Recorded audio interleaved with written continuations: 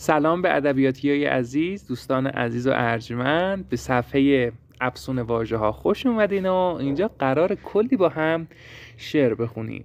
خب داخل این کلیپ قراره در مورد پدر شعر فارسی رودکی با هم صحبت کنیم، در موردش ببینیم کی بوده، چی بوده و چه نقشی داخل تاریخ زبان و ادبیات فارسی ما داشته.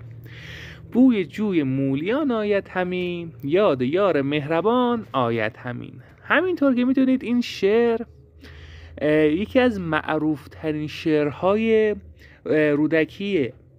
رودکی شاعر قرن 4 یا به اصطلاحی شاعر قرن 9 میلادیه.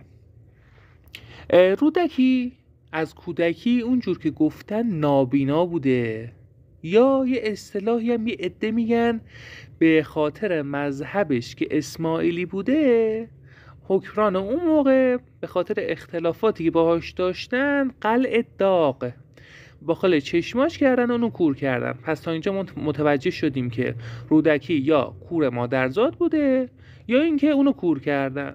خب رودکی اهل رودک سمرقند بود و به شدت از لحاظ موسیقی قوی بود. اونطور که گفتن با ساز چنگم آهنگ درست میکرده و اهل موسیقی هم بوده. اما چرا بهش میگن پدر شعر فارسی؟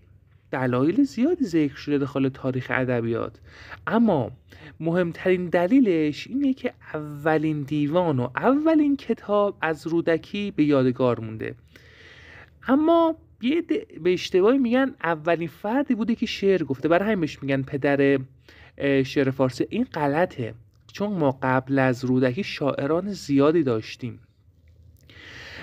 اما اولین فردی که ازش دیوان و کتاب مونده رودکیه، برای همین بهش میگن پدر شعر فارسی. خب یه ماجرای مشهوری هم هست، همون شعری که در آغاز خوندم، بوی جوی مولیان آید همین. این شعر یک ماجرای خیلی خفن داره. امیر نصر سامانی داخل هرات بود و نمیخواست به بخارا برگرده و بسیاری از این افراد دربار و بارگاهش رو با خودش آورده بود داخل کجا؟ داخل هرات. 1-2 سال هم میگن آقا مونده بود و هیچ به بخارا بر نمیگشت، اما همه خانواده های این سرباز و درباری ها همه تو خاله بخارا بودن، یه پایتخت اونجا بود. اما امیر نصر سامانی هی هرات مونده بود و همه با خودش نگه داشته بود.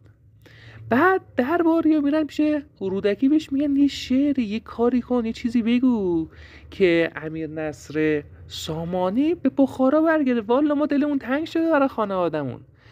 اونجا میرسه و رودکی قصیده معروفش که همون بوی جوی مولیانه رو میخونه.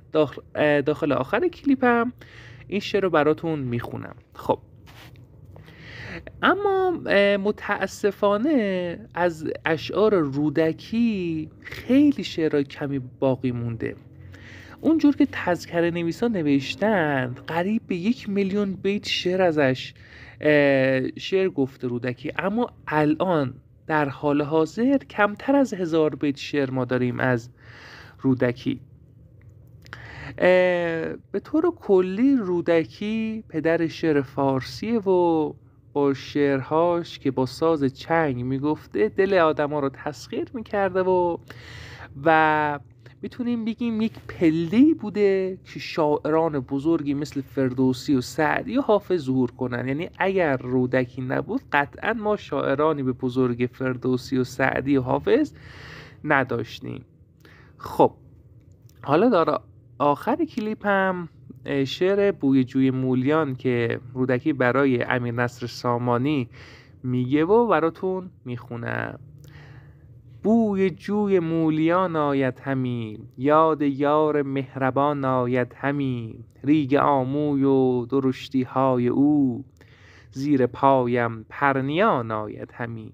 آب جیهون از نشاط روی دوست، خنگ ما را تا میان آید همی. ای بخارا شاد باش و دیر زی، میر زی تو شادمان آید همی. میر ماه هست و بخارا آسمان، ماه سوی آسمان آید همی.